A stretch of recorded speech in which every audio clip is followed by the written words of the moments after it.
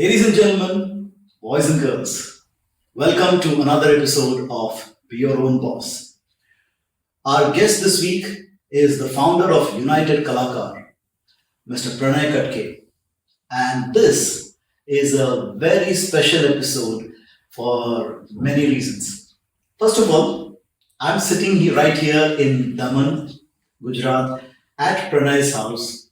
And so usually I say, welcome to the Be Your Own Boss podcast. But here, Pranay is welcoming me to his house. Pranay, thank you so much for welcoming me here and inviting me to your house for doing this podcast. Oh, it is only my pleasure, Sachin, to having you here from such a long distance don't matter actually, but having you here after knowing each other for some time, and it is my great pleasure to thank you for this great opportunity. I really feel humbly, I really thank you. And by the way, I have come here, I'm spending a couple of days with Pranay to learn from him about art and innovation. So this is what Pranay does. Pranay has dedicated his life to art, and that's an understatement. Pranay works under the brand of United Kalakar. He works on connecting the dots between art, innovation, and entrepreneurship. And by the way, you may be also wondering, why am I wearing sunglasses in the we're shooting this at night, indoor, but I'm still wearing sunglasses. And that's because I've got some infection in the eye, but the show must go on. That's and true. that's why I'm here wearing sunglasses, the show must go on. So, Pranay, as we always do on the Be Your Own Boss podcast, let's start with your story, your journey here, right from the beginning. Tell us about your parents, your siblings, where were you born? So I was born in Bombay, then called Bombay, of course. Now it's Mumbai. I was born in 1976, and I grew up in an age where communities and people grew up with each other.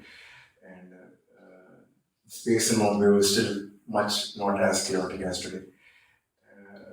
And we did not have mobiles or anything like that. So human connections were based upon that, and everything that we did, everything that we learned in lives, even education came from the streets and the people, not online.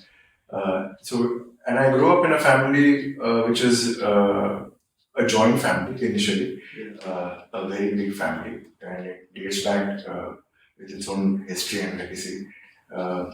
So when I was young, around about, I remember 1.5, 2 years old, my grandfather, being a great visionary entrepreneur of his time, one of the 10th richest and from an orphan school that he came from, and he built an entire empire for himself, was a great legacy to watch. So my parents or anybody, even my grandfather, I never realized what the scale of entrepreneurship or how his dedication towards life was. I was just watching as a young boy as his age grew and learning and getting things as and when we wanted it. Not too privileged because everything that had to be earned, even my. So there's a very interesting tale during my growing up.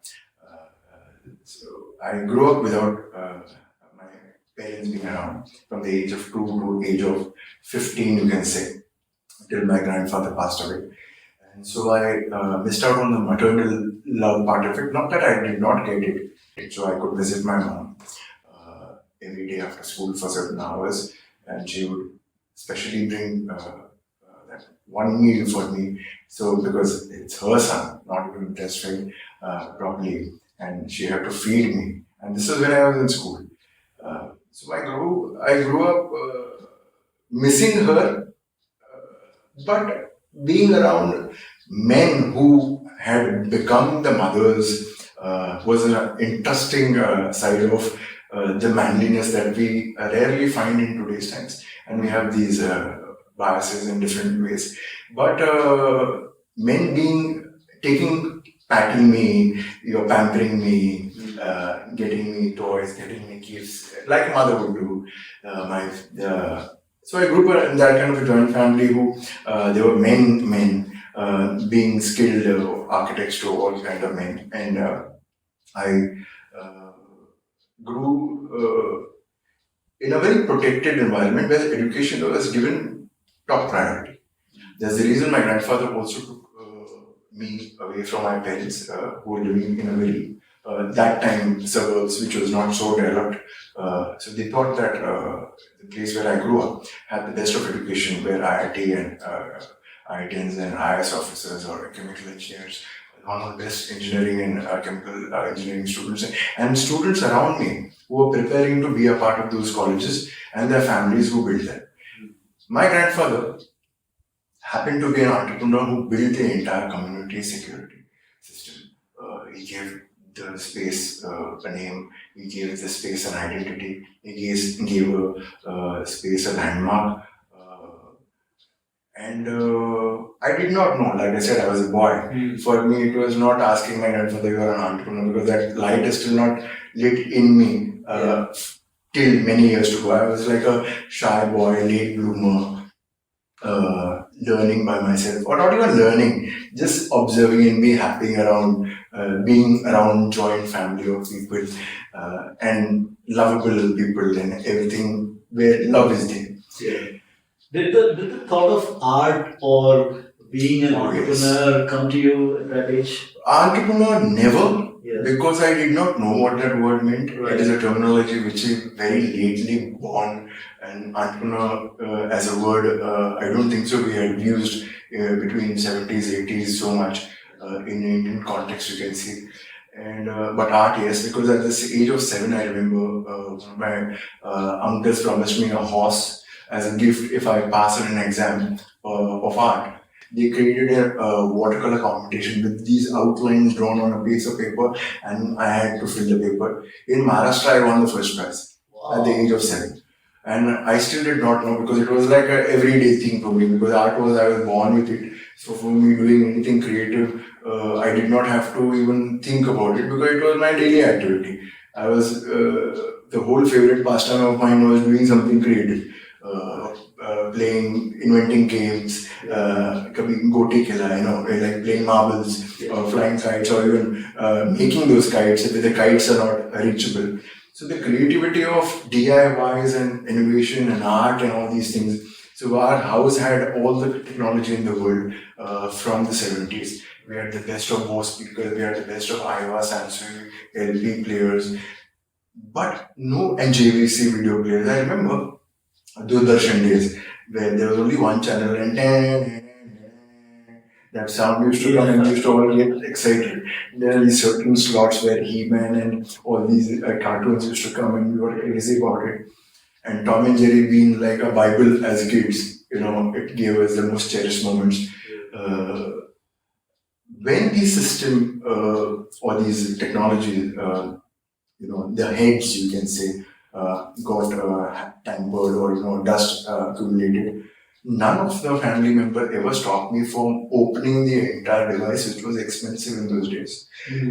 So my first hand of having that freedom to open something which I did not understand, but understood it how to clean a head with a simple, and just to protect it, and nobody said, because it's a technology, and the masters of those technologies or the physical equipment was such that they had built systems which will last for 20 years or ages or generations. So innovation during the age we kind of grew up, like the Bajaj scooter or anything that we say, these innovations lasted for fathers and grandfathers and generations, and art was like coming through, and innovation was coming through.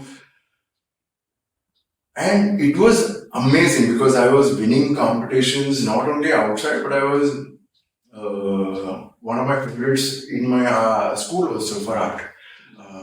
I participated in theatre and art. So we had Broadway scale, actual Broadway scale, where 4-floor building school structures in those times, and we are coming through ropes as flying fairies or robbers in Ali Baba Chari store, and Joseph and Multicolor Dream Goat and Oliver Twist, and we are having the grandest theatre directors and performers coming to create these monumental visions Yeah. for an artist like me who loves art. For me, this was like a canvas greater than life. If anything got below that, or below musical, or by standard, that gave me birth of a curator who could define what is great performance, what is great art, what is so it like music, the large sound of music, or any fiddler on the roof or cinema. This was all accidentally fed through me. So Pranay, when we talk about art in general, right, there is usually artists are artists in a particular form of art.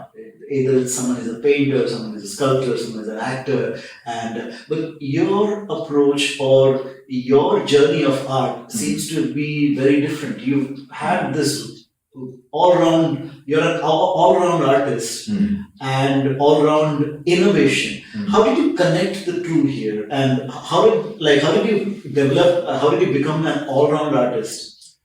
So I practiced about 15 to 20 fields of art, design and communication. I started after college. So basically, I started from school. So I had this vision of being a pilot. So my parents, when my grandfather died, did not have that kind of money, which was about 25 lakh. I still remember that figure to being a pilot in those days. And since about 7, 8 standard, or maybe even before that, I used to walk to school for an exam. I used to look into the sky and talk to the plane as it was God. And I say, please pass my exam, God. And I'm looking at the plane. Means that boy was so dedicated to that plane that he thinks of it as a God. Or the sky as his universe. That I will fly this as this in one moment of we don't have money. Is shattered the whole purpose of my dreams. When I did not have that, then somebody in my family suggested I'm good at that, you should explore architecture. But there's another side of me, which again, because I was a late bloomer in everything, I understood things much lately because I was not guided properly to what I wanted. Because they all were technical skills, one doctors and engineers and entrepreneurs in their own fields. So art mein, so they did not have any understanding only. They had a concept of artist. Where artist means you have to carry this sling bag, which is like a jhola, and that is how they have seen artists struggle from the ages of Hussain. I think friends who grew up with Hussain, Gatundes and all these things, and JJ's, that time being one of the most prestigious colleges for art as considered that time. So for me, my journey said no problem. But since I was not so great in academics, I did not pass my score in my academics, but I excelled in my art scores in the same year. So they said that okay, you're fine. Singh will take you, and instead of architecture, because it required a certain amount of 76 or distinction percentage at that time in JHL, I think that time. So they said that if you're not doing architecture, we will put you into interior design as a subject which is newly coming up and which will support architecture in the future. That has been told.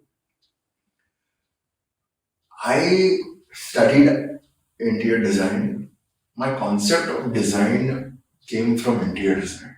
My concept of functionality, a design should be functional enough for any kind of community, space, people, perspectives, everything in terms of design, visual design or functional design came from interior design. I excelled in that by becoming one of the best students of college. I was published by the Education Times also in about year 2000, I think, 2 years later, as one of the best students whose portfolio was shown to all departments from architecture, interior design, commercial arts, and they all were mentors and leaders who are founders of the institution that built many like Hafiz and all before that. And they loved my portfolio and they exhibited that you do something like this, boil that to inspire some other people. Design happened, but now the design had to be implemented. So I was taken by my uncle on a site, architectural site, which was building. I think it was a home for one of the big time developers of Delhi. So I happened to work on colonial architecture, and also Laurie Baker being one of my favorite because he was sustainable.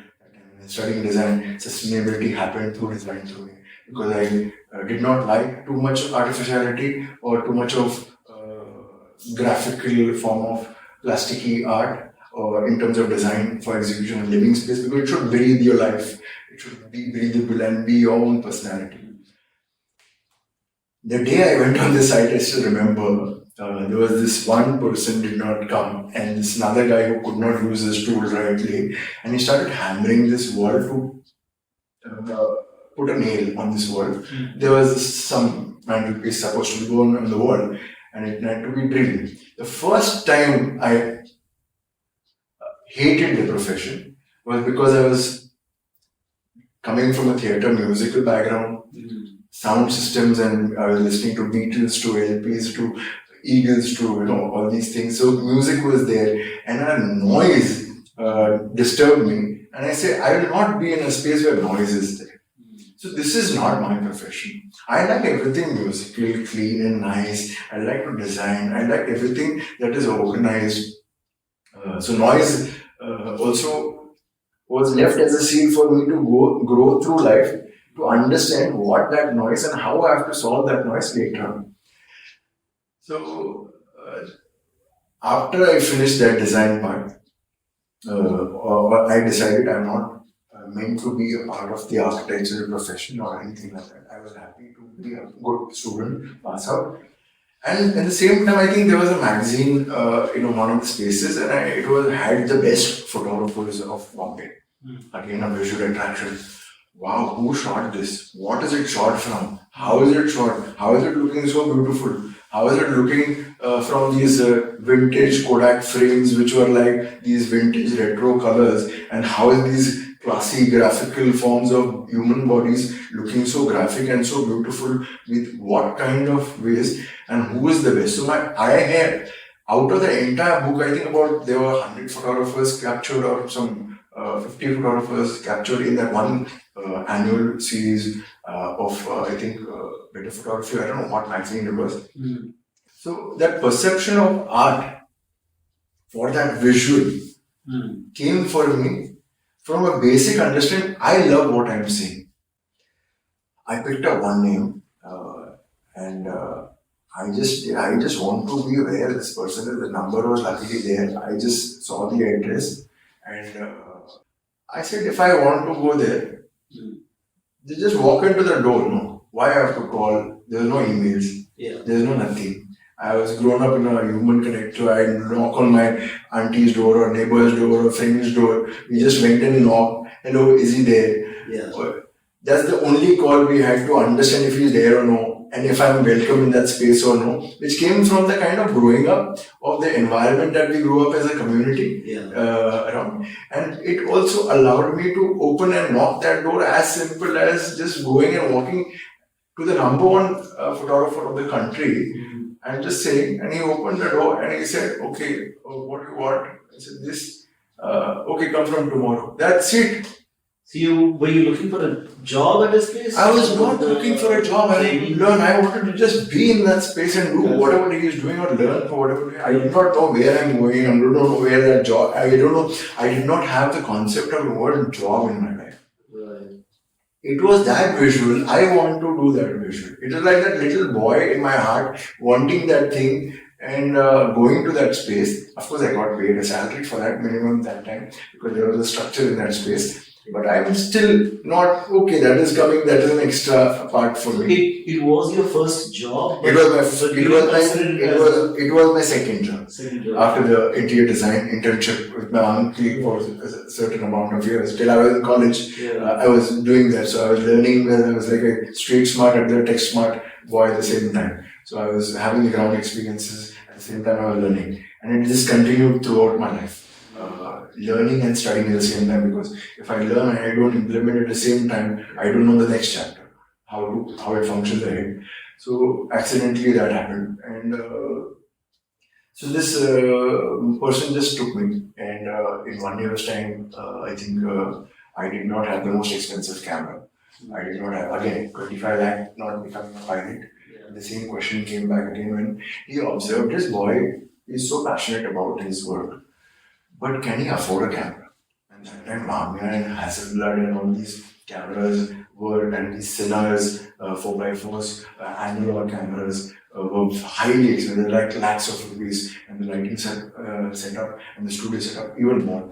So even if I learn it, how am I going to deliver it? My choice of my first guru, you can say my second guru, because education, when I was having my school or college days also, I found one mentor who would do certain things. But this guru had the audacity, no, but he had the strength to reject me after a year without feeling me, without, and telling me on my face, can you afford this camera? I said, no. So it's better that you find something else. Because if you can't, then you will waste your years.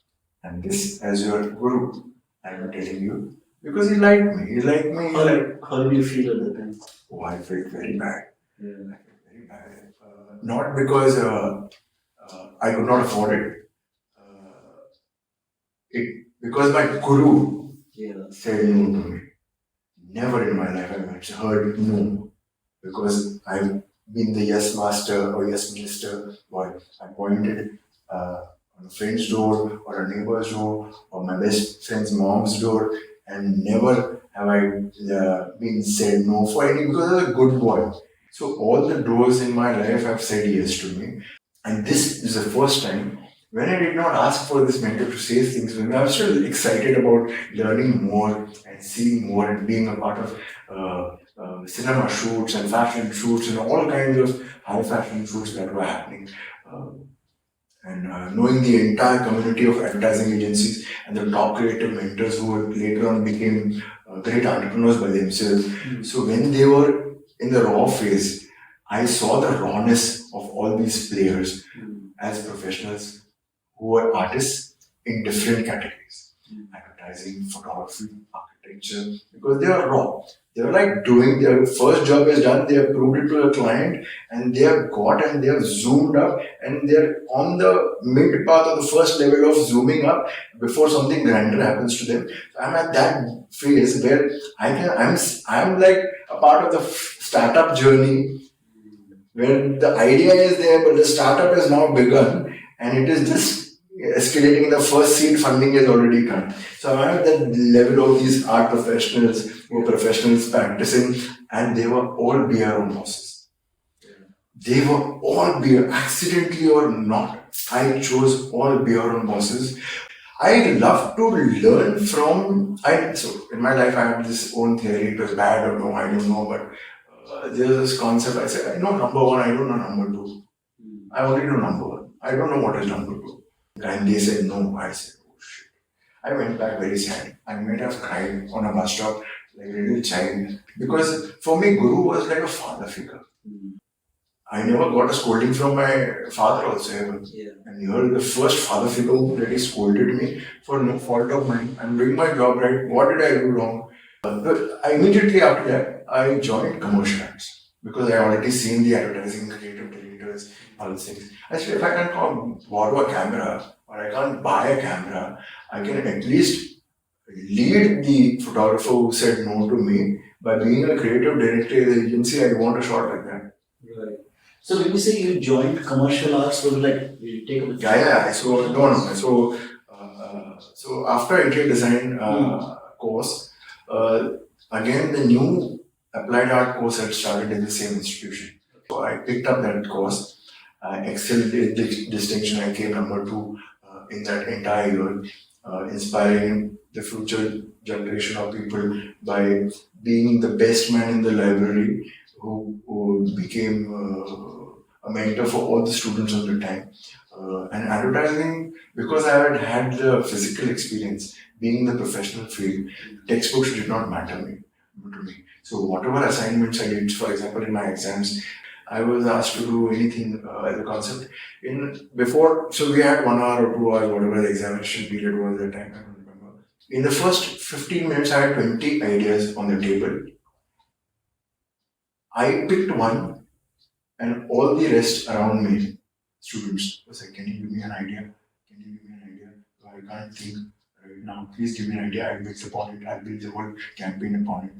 I said, "Okay, I've used one. You can take all these rest." So all these 15, 20, 10 people around me used to pick that idea and they pass out and they excel and all. So it became like the first ranker, then second ranker, then third ranker, and that. Uh, After that college, the dean was so excited. There was an episode in my college that I don't consider it as very great, but I was that rebellious instinct started burning in me. That no, I burned a fire within me, and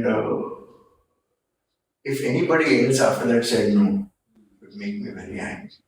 So, in that journey of that young man, young Amitabh Bachchan, young angry man, angry and man born in the 70s, and getting that where that fire is burning now, the fire has come from. So,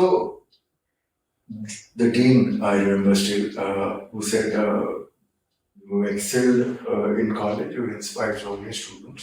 Why don't you join? Because there's a new diploma of 3 years going to start.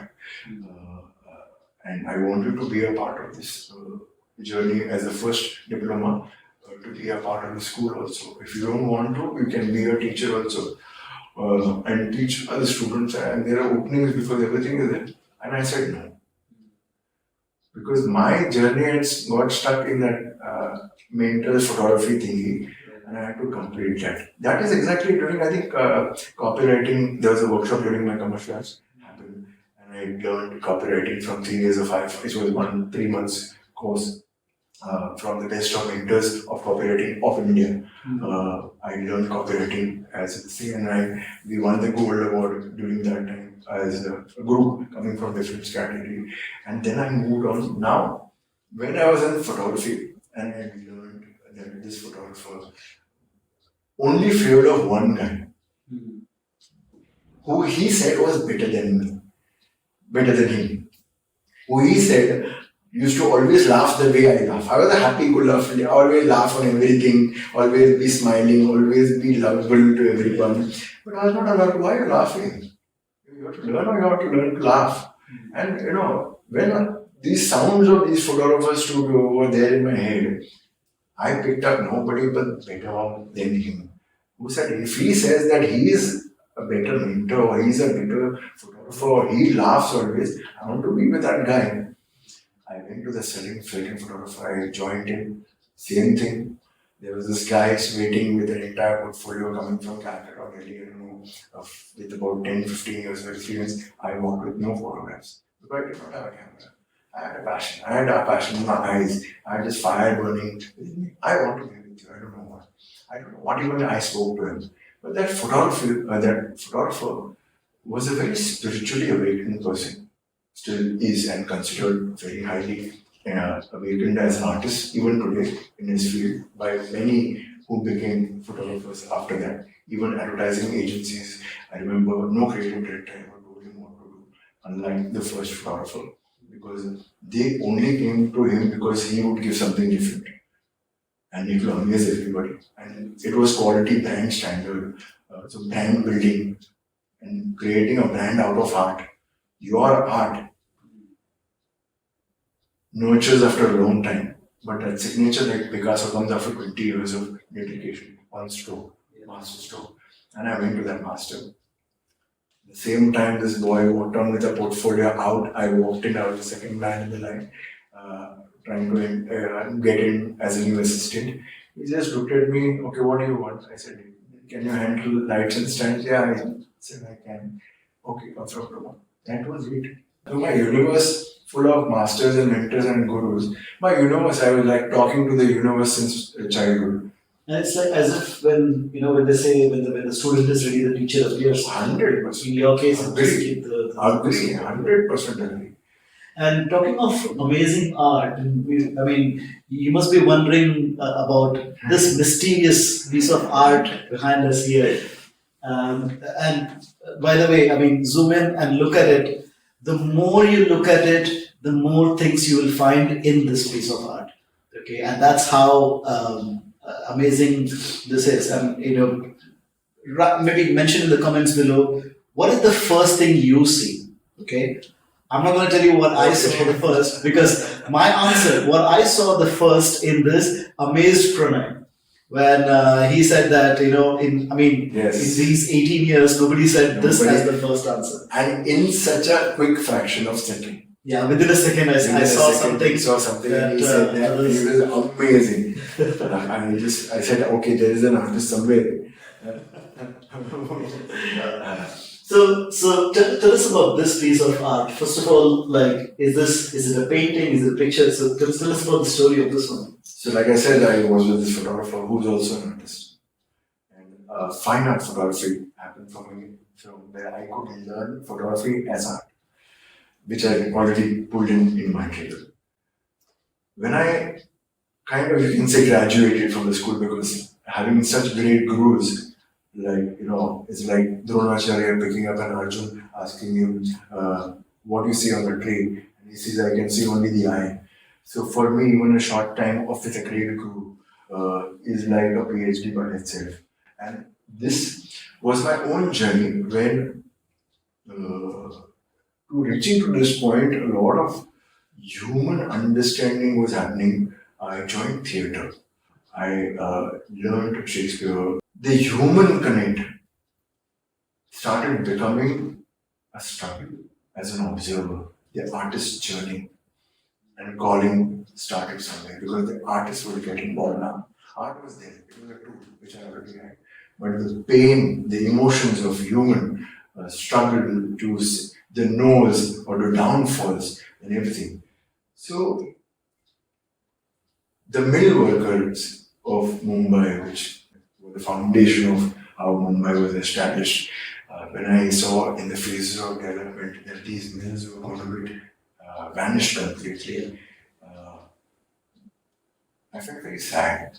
And by that time, that artist had been groomed by Human Connecting Theatre, and this gallery camera I had gifted by my friend, which was like 1 megapixel camera of that digital camera, newly launched by this camera company.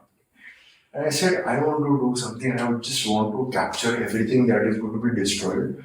Because my friends who are educated in university and engineers and going to go abroad, and if they come back tomorrow back to the city and they don't see what we have, because gradually the development was moving. I was seeing Mumbai shape as it was rising, breaking down and falling. I could not identify certain streets, and I said, that is how the chaos is going to happen. And went to this one of the mills of Bombay, it is going to be broken down. And my essence of smelling things came from it, feeling textures started coming through physical theatre, touching humans, touching their clothes, touching, not touching, or everything. So that I wanted to capture texture. If people can smell, feel texture. So I happened to shoot the walls of this mill wherever I, as an artist, felt that a labor or a group of people did a particular work and their sweat, their emotions, their family stories were shared in that moment. And this wall was a silent listener, and he's captured their soul and he's kept with them to last even after they are gone. And for me, capturing these walls, I captured many walls, about 1,500 actual, not taking a photo, but I shot only because the camera had limitation memory, also limited battery life. So I could shoot the entire thing. I did not, because I was too fast in shooting. I was very fast in everything that I was doing, like I mentioned. So clicking a great composition, my eye is already trained from a great guru to compose a good, understand the thumb rule of golden composition and everything of that sort. So I did not move a single moment. I did not care if it was a sunny moment or a sundown or golden light or golden hour that we call and we wait to take the best shot. I just wanted to capture these words as and they, as I saw, my two eyes could see, and this tool could just capture what my eyes could see. There was no frame looking or something like that. I saw certain things I wanted that. This piece was the only thing or the only wall which I can say was not ever painted by me, because this work is painted by the sea itself. So that mill was at an extension near the port, and it's a dockyard where it was the splashes of these high tide waves were hitting this wall every day, and every moment, every minute, there was a new wave decoloring or coloring and creating a new picture on it. And this was like a shady, outskirted, like it's like the corner, and nobody goes there and goes there for their nuisances, or nobody bothers looking at this or talking to this wall. But this boy in me, this artist in me, since it was capturing the souls, it was also understanding the functionality of human in that space. So if a mill is completely in shambles, I knew where the washroom was, even if it is in relic format. I knew where it was, the machinery was. I knew how the movement of human patterns happened. I wanted to capture them throughout that journey. So this wall also happened to be in a secluded place where nobody visited. It was not a part of the functional design. It was an exterior where these laborers would have gone and chilled out and enjoyed the sea. And the sea was painting it forever. I shot this because before I shot this, it had not randomly, but this one image, I took certain amount of time, and in the same moment, I still remember it is like as fresh. I'm getting goosebumps right now. It was like a spiritual awakening. It was like the sea saying, "This is a gift from me to you. This is like the universe saying, this is a moment for you. This is something you will find for your entire life." And all these noises and voices from all over are happening, and I'm in the silent, steady, calm Buddha state. Never experienced Buddha, never experienced the literature of Buddha, spiritualism ever. But I became so grounded, and I saw something. I don't know what, but I wanted it forever. And this composition was not like how you see. I shot it in a very different composition, in a different way. And this painting is never existed on that wall after that. Even after the second I shot it, because I knew it was high tide and the splash had already changed what I had captured. So the picture, the image keeps changing on the wall. The image keeps changing on the wall. So this was like a captured at a particular it is a moment of time where I had to be there, and the canvas was there, and it had a story of it. And the comments, we are all waiting to see what people, because this is my masterpiece, Tease, which also helped me find my balance in life, and move on to another journey of mine, which is fine art. So from a technical skill, learning architecture, noise is happening, commercial design where commercially art is sold, photography again where the commercial aspect of art is there and they're earning out of it.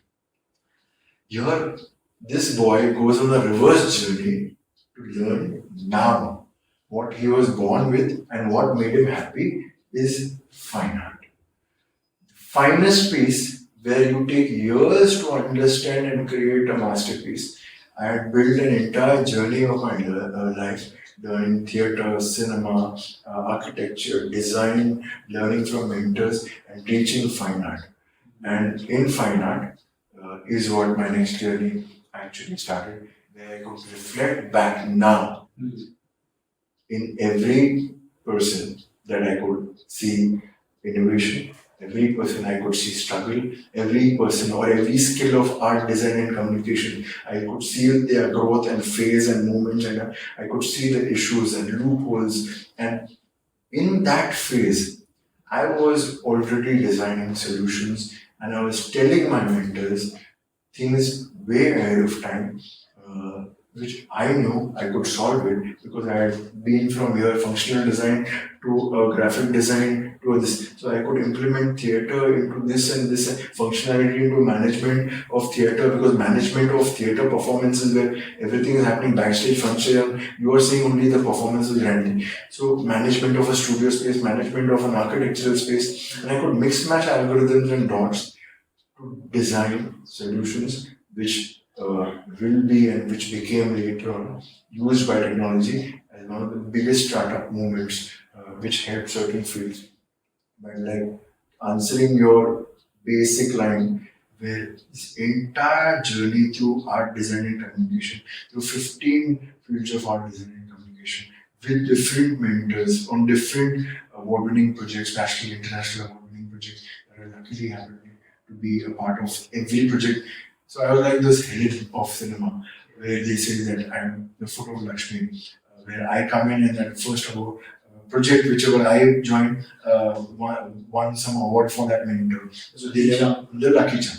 And I did not, because my hunger for art, my understanding art, comes from this one no, to realize that I will only learn art. That is the only learn language, and I think I found myself.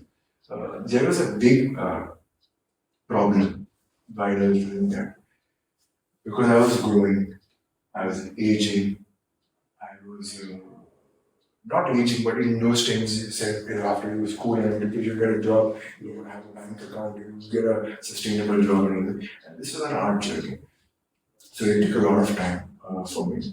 In that time, I think I realized every issue and I started creating landmark contributions to every field accidentally. After being an intern or a job employee in these mentors, I became birth of the entrepreneur and the fire escalated to create. How did that transition happen? I want to talk about that part. Like when you had some jobs, you were working as an assistant to photographers and actors, and then to entrepreneurship.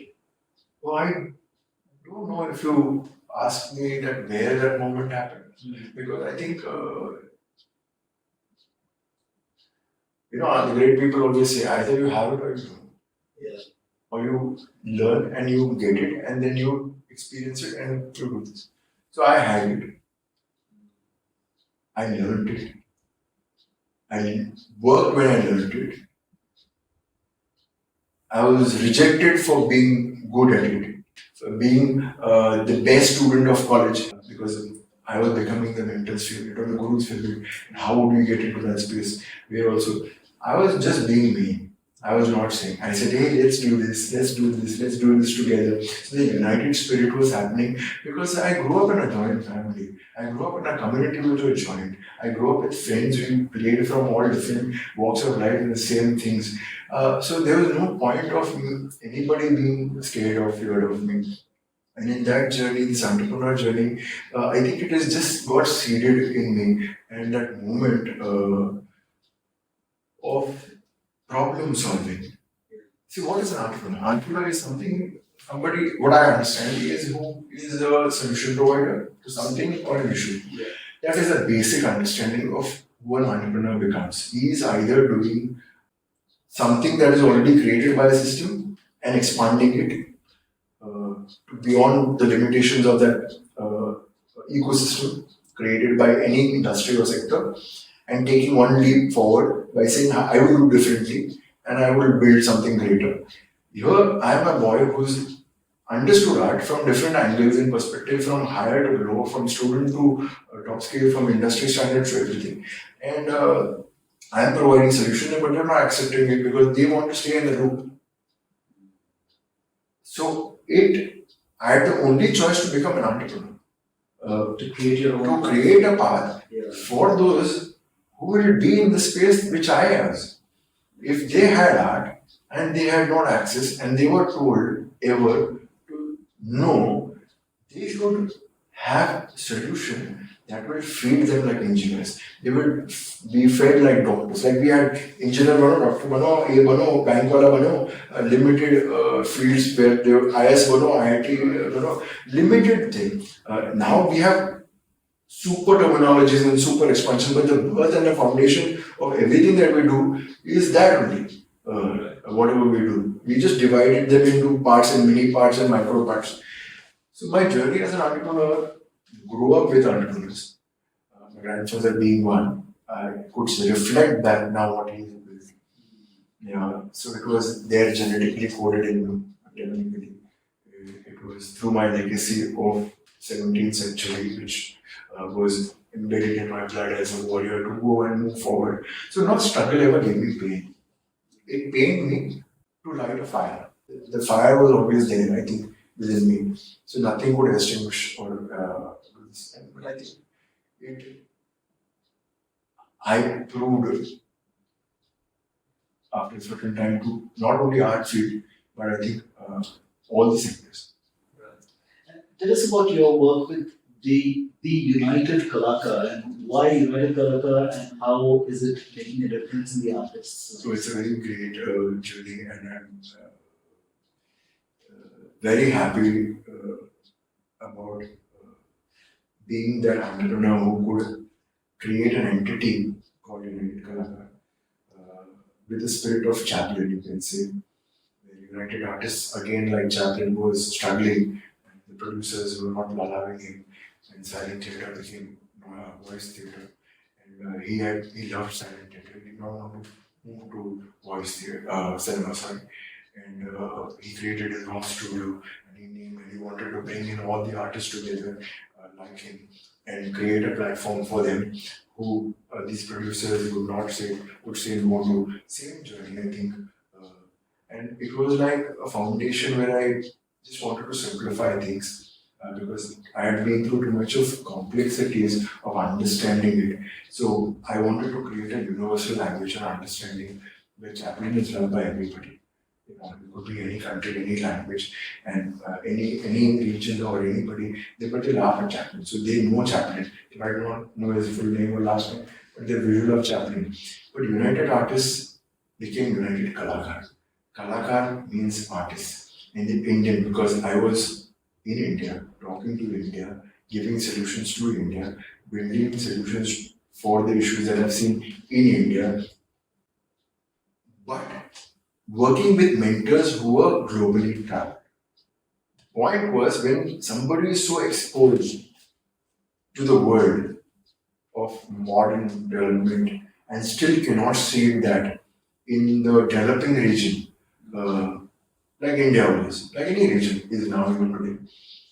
So the whole concept of United Kalakar happened in 2013. I needed one name because that was a time I had designed the entire ecosystem, which was 50 years or 100 years ahead of time. And I needed a name for it to connect. So United Kalakar was a movement which I started to unite artists with innovation, with solution creators like Da Vinci and Steve Jobs. Both were artists. One was the father of the modern world, which was Da Vinci 400 years ago. One was Steve Jobs, who was studying calligraphy, but he was considered as the father of digital revolution.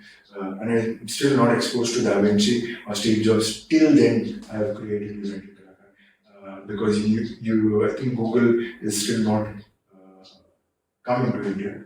And internet is not yet exposed so much of archival data of information for an artist being an innovator in the archive. There was no too much of literature or context to share it, or even in the thought process of even searching that search bar, the word art innovation was there. So the path was not there for a developing boy in a developing nation. Be still exposed to the world and globally traveled people. Nobody knew or understood the concept of art innovation. They still don't know. In many countries, in developed countries of the world, they are understanding now. I've been very fortunate to be a part of German, French teams and American teams during my journey in art and theatre. And when they could understand what I'm saying, it was a common problem sharing. Artists facing the same thing all over the world. And I said that you are in a developed country, developing country, our issues are the same. Why haven't you got all your tools? You have internet much before us, you've got all the things much before, you've got structures much before, infrastructure built to help you, see you, and all these things are there. Why couldn't you build it? And they said, yeah, we should have built it. Why didn't you? So they became my friends and they're still my friends, and they made me as India partner. So when I launched this ecosystem, I wanted to go as a completely disrupted mind. Uh, I pitched the same idea first, the biggest body of art in India, which was led by the government, because I wanted to feed the solution from top end to top. Because when the policies are made for the artists, only then the leadership will understand the issues of the artists. Only then they will understand the scale of socio-economic development for the artists and artists' contribution to the nation as nation builders or developing region builders in whatever models, and can you make them a part of the system. And this ecosystem was pitched to the greatest body of art in India. Then it was built to the government of India. Fortunately, since I was into fine art, like I said, so like artists were struggling to find curators. There were these elite colonial era kind of formats there for fine art industry, where if you could say certain and explain certain art in the Southeast way or any institutional way, that's only considered as a great literature and wow as art. Or art literature, you accept an artist with some thought process or think of art in a certain way. So there was a storytelling art required, which had to be polished in a very colonial way. And I happened to be grown in the colonial architecture, theatre being English, cinema being Italian or French or world cinema. So the English and language and storytelling, diction and literature from Tagore to Shakespeare was already there for me to write in a flow. Also the basics of copywriting, which I could write copies like at a beck and call like a poem without even thinking or anything like that. It was embedded. So my first theme under United Kalakar started was first to unite the artists by telling them, I will build you. There's always a promising growth, like we have in our structure where there are followers and there are leaders of any mission or road makers. So they always want somebody to lead you. We have that in a storyline also. There is already a wise person telling the story, and these kids are listening to the story. So me curating these people, some were farmers, children, joining masters. Courses, and they were great at their work. I was not fortunate to learn fine art and become the way they are. I said that they only missed to great masters was the text. I could write that for them. I just started helping every artist, knocking and inspiring every professor who was training the new generation of artists and nurturing the mentors and the teachers' minds before I could learn, because it was their job to nurture the kids. So, like I said, the top end, I pitched it to an Innovathon event in Dubai also. In the same year, I pitched it to the Indian government also. I said, both are developing regions, both are fastly moving, and both are progressive, both have got India in their heart and soul in a way. So when India, I started doing this, so a lot of issues of the artists started to fine art artists, because they spell out when you help an artist. Artist is all about appreciation. You appreciate an artist, he'll give his soul, a heart, and cut his heart into blood and give you. That's how an artist is. Whatever artist and wherever artist, even an architect's great design, advertising campaigns, branding, great design, or a marketing guy's great design. If there's an appreciation to a creative instinct within you, the first go and some corrections here and there, and allows you to innovate something better within your own self. It builds the strength as an artist to give something to the system, what the system wants, also keeping his own language. Also that appreciation nurtures and helps them, that they have found me, I have found them, they like what I do, and this is the commonality between them. There is a solution which a creative person is applying to industry which requires art to expose their data to the world through whatever products they want. So advertising or marketing and all these tools. So these students in fine art, I call them as underprivileged. I call theatre as underprivileged. These two are complete fine art because they are understanding about doing theatre or fine art is to living like artists, and only then they will become famous artists like Hussein or Shakespeare or something like that. Artists have to nurture the human emotions completely through sad, all the navrasas in you. You will not nurture your best of art within you.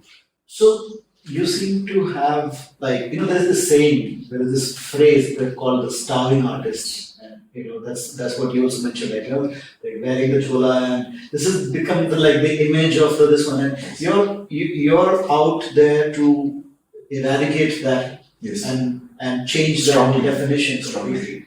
Artists don't have to starve. No. Artists have to, They need equal security as any sector, industry, or person, and you need a space to perform. If you allow them, I think it's not a lie, it's a written report in the UNESCO report.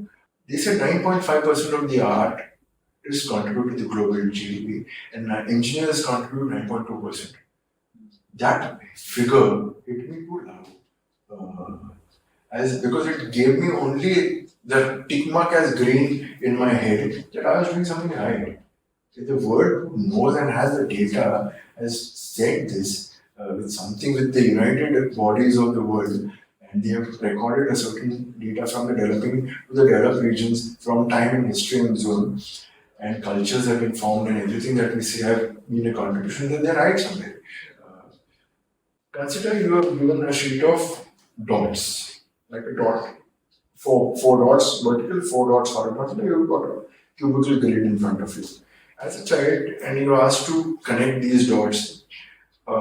So we had these games like snake and ladder going in a particular form. We had these ludos going in a particular form, the board games in a particular geometrical form, and so technically the archive of observation is already there in human understanding, but they don't want to spell it as art. The foundation as art is already there within every human being, but they just don't get exposed to it. An artist shows them a vision.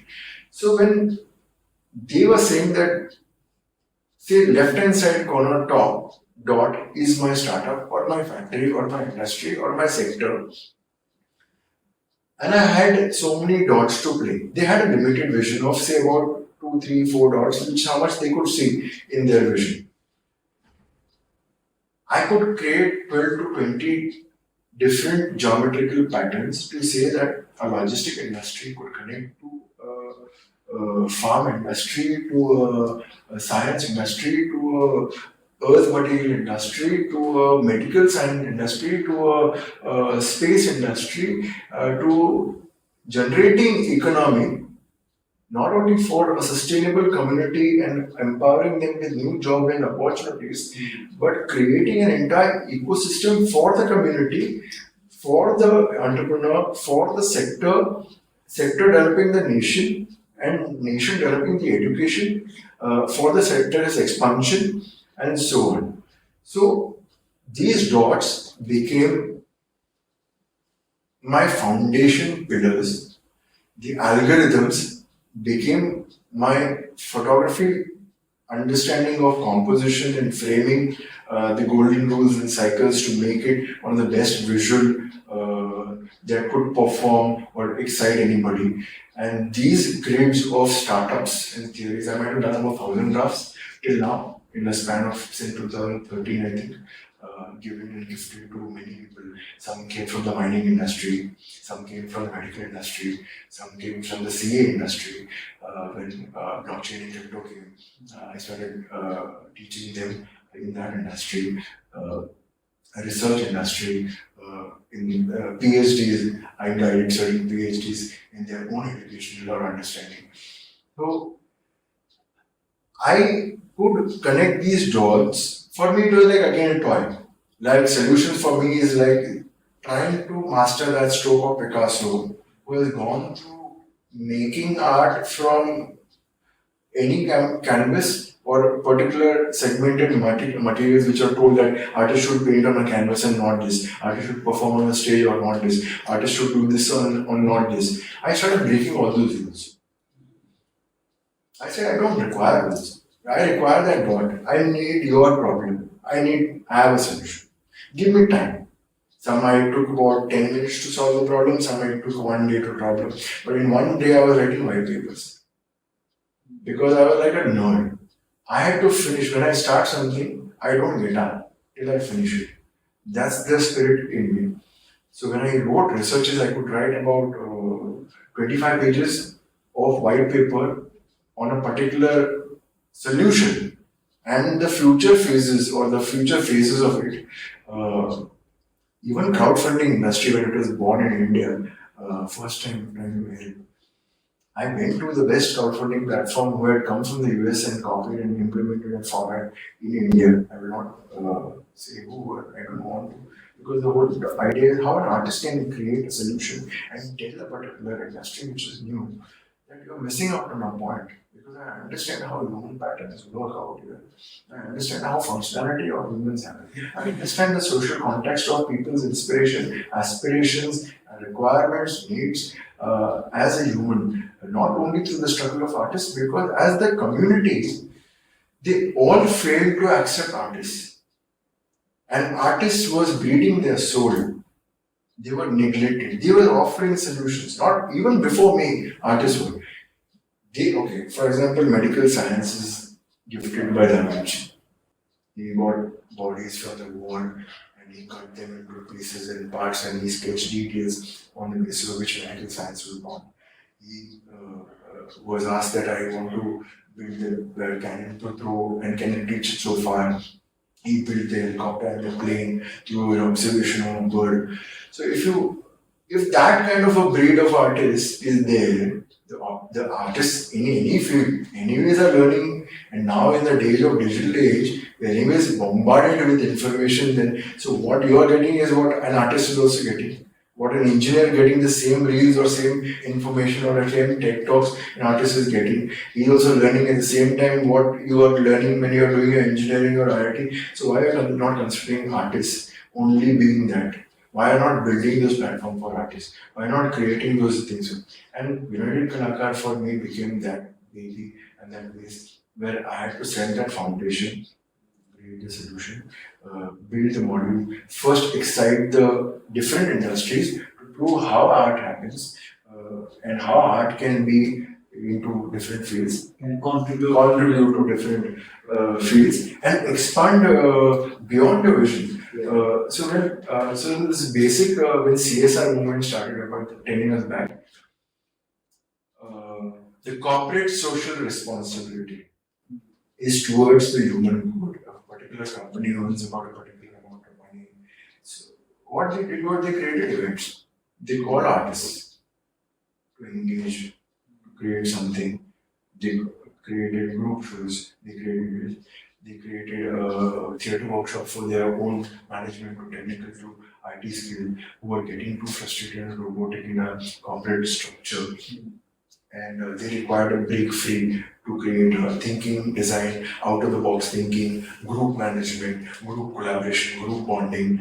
So when you require an artist for that, and you again go back to becoming that system we complain about now, which Be Your Own Boss is all about, actually, where we break free from the job culture because we have a solution, also because we don't like the system so much and it does not allow us to free. The remote and hybrid space movement started coming into being and people started out. It's still the platform for artists for this. So I decided to tie up with all the corporates that I could reach out to. I tied up with the biggest corporate bodies and I said, you have a space. My idea is to give an artist a space out of that stage, theatre space, out of that gallery space, which the whole system has restricted him, his understanding, even his education too. I want to build these spaces and I want to make him experience your space and you experience at the same time how your people react to that space, in that space, how you communicate and do you find the same line of action. I again, I pointed, I got. The first big company and brand company in India into furniture design. They had volumes of warehouse spaces, volumes of spaces, but they worked in a corporate structure. What I did in that space expanded not only their vision but also their team's vision. That people who were heads of those teams became independent artists and product designers, now becoming their own beer own bosses and seeing a new generation. In fact, they are being called as mentors to different movements, and these new stream of educations are getting lined up to learn what they have done differently. It's fantastic work that you're doing with United Kalakar towards the upliftment of our brand. That's great. Looking back at your journey as an artist, as an entrepreneur,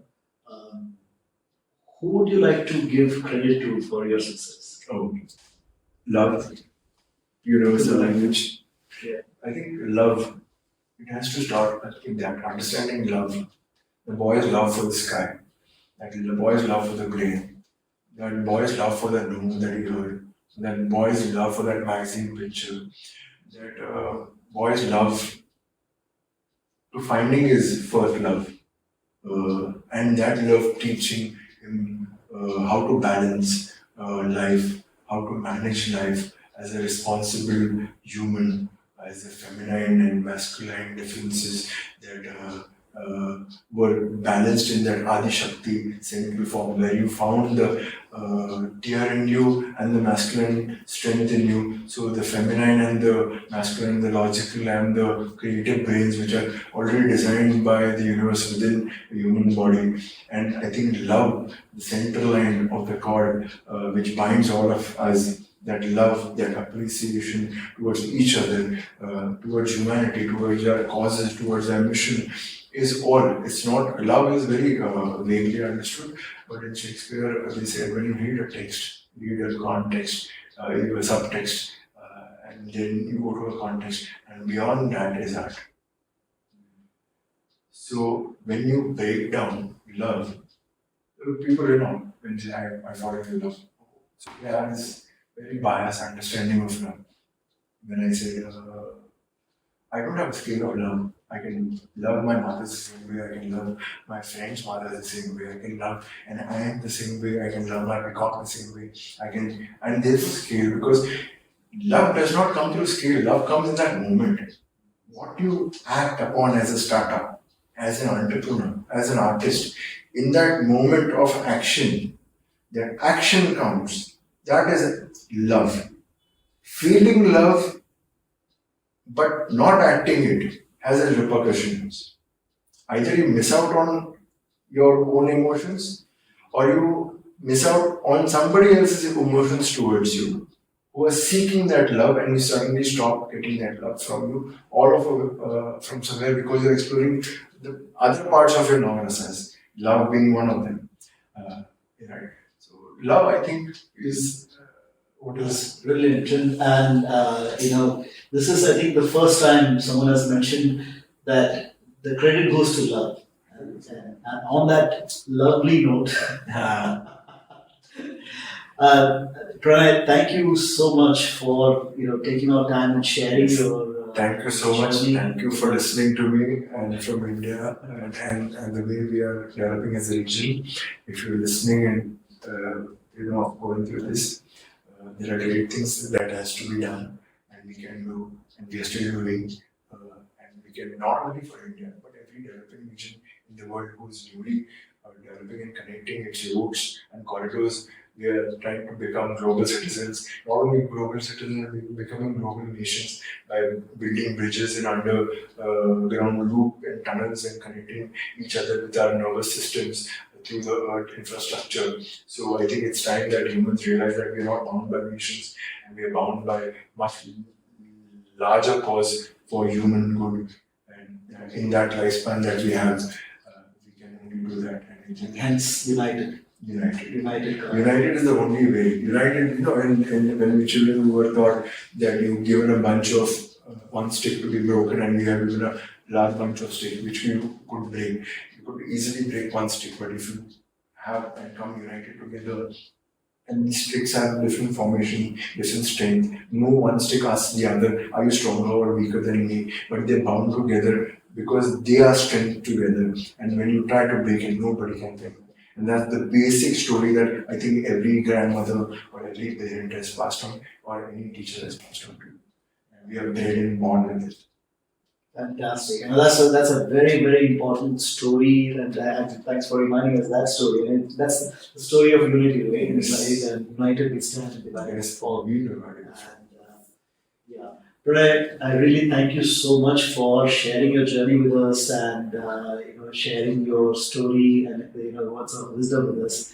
So, ladies and gentlemen, boys and girls, that was Pranay Katke, the founder of United Kalakar, and you've been watching and listening to Your Own Boss.